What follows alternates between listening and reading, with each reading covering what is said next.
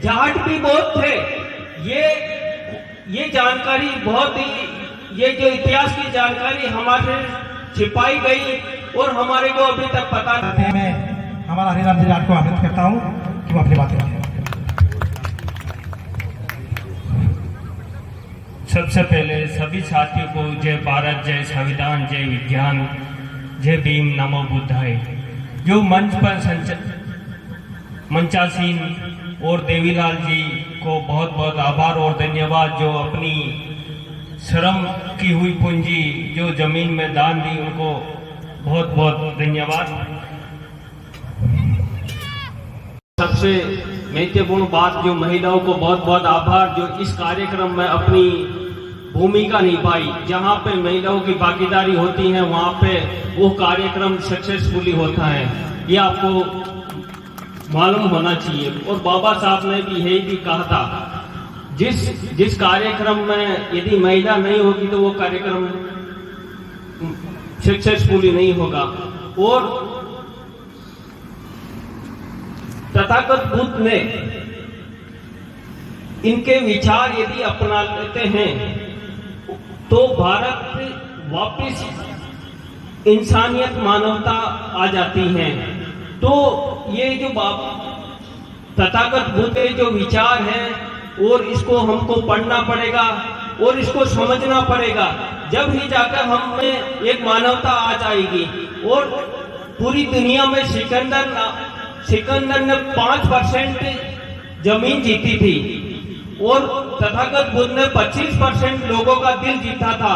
ये पूरी दुनिया में, पूरे भारत में ही नहीं पूरी दुनिया में, जब अशोक सम्राट यहाँ पे खोज करने के निकले थे तो उस टाइम तो अशोक सम्राट में यहाँ पे 98.5 बुद्धिस्ट यानी कि बौद्ध थे, जाट भी बौद्ध थे। ये जानकारी बहुत ही, ये जो इतिहास की जानकारी हमारे छिपाई गई और हमारे को अभी तक पता नहीं है। तो ये बोला जाता है, जहां तक हमने समझा है, तो सबसे बड़ा जो घोटाला है वो इतिहास का है। इतिहास के अलावा सबसे बड़ा और वो घोटाला कोई हो ही नहीं सकता, क्योंकि इतिहास में क्या पढ़ा है।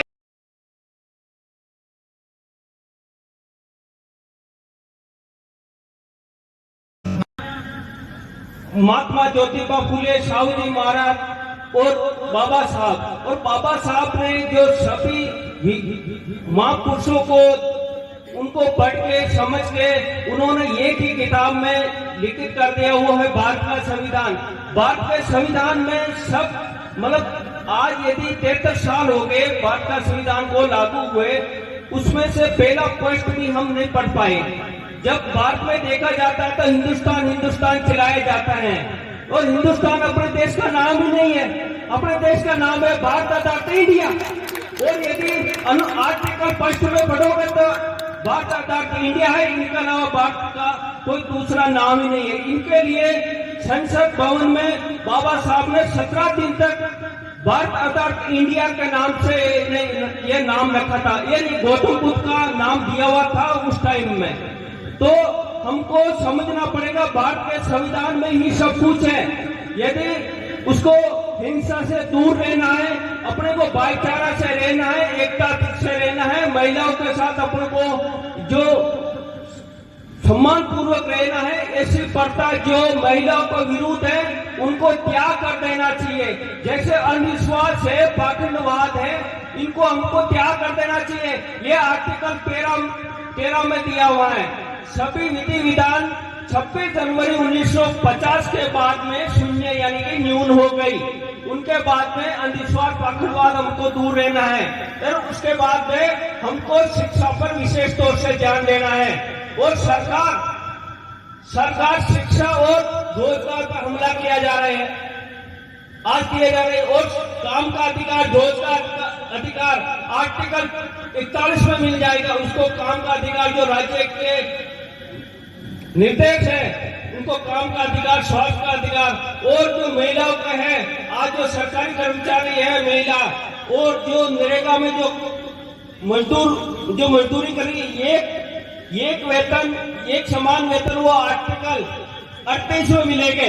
और महिलाओं के लिए जो बाबा साहब ने 1916 से लेके 1950 तक जो लड़ाई लड़ी वो महिलाओं के लिए लड़ी। एक दूसरी जो लड़ाई लड़ी वो ओबीसी के आर्टिकल 340 के लिए, उसको लागू करने के लिए। तो बाबा साहब ने बहुत ही लंबी लड़ाई लड़ी। तो हम सबको भाईचारा, एकता, समानता और ये बंधुता का अपनों को रखना पड़ेगा और अपने बच्चे को अंधविश्वास पकड़वास से दूर करना पड़ेगा। जब तक हम अंधविश्वास भ्रम में जब तक अपनी आंखों से देखी नहीं है वो जब तक उसका विश्वास कभी नहीं करेंगे। और भारत के संविधान को, जहां अपना देश किस कानून से चलता है, किस संविधान से चलता है, उस संविधान को अपने को जरूर पढ़ना पड़ेगा। जब तक हम पढ़ेंगे नहीं, जब तक हम समझेंगे नहीं, जब तक अपने रोजाना अत्याचार होता रहता है। आज जो कार्यक्रम हो रहा है वो आर्टिकल 19 के तहत ये कार्यक्रम जो संविधान में दिया हुआ है उसके तहत ये कार्यक्रम हो रहा है। और जो मैं बोल रहा हूँ वो आर्टिकल 19 मुझे अभिव्यक्ति की आजादी है, बोलने का आजादी है, और जो देश में जो घूमने का अधिकार है, जो घर बसाने का अधिकार है, संपत्ति का अधिकार, वो आर्टिकल 19 में थे, जो आर्टिकल 300A में कर दिया गया, जो मौलिक अधिकार था। तो हम लोगों को भारत का संविधान पढ़ना बहुत जरूरी है। और जब तक हम संविधान नहीं पढ़ेंगे, जब तक अपन रोजाना अत्याचार होता रहता है। और हम चाहते हैं इस देश में भाईचारा, एकता, बंधुता, समानता पैदा हो और महिलाओं की मान सम्मान हो। और महिलाओं से मैं निवेदन करना चाहता हूं कि आप भी अपने बच्चों को जरूर पढ़ाएं और जितने भी जो रूढ़िवादी परंपरा है उनको छोड़े, अपने बच्चों पर ध्यान देवे और अपने समाज पर ध्यान देवे, अपने परिवार पर ध्यान देवे। जब तक अपने समाज और ये जो भ्रांतियां हैं उसको निकालना पड़ेगा।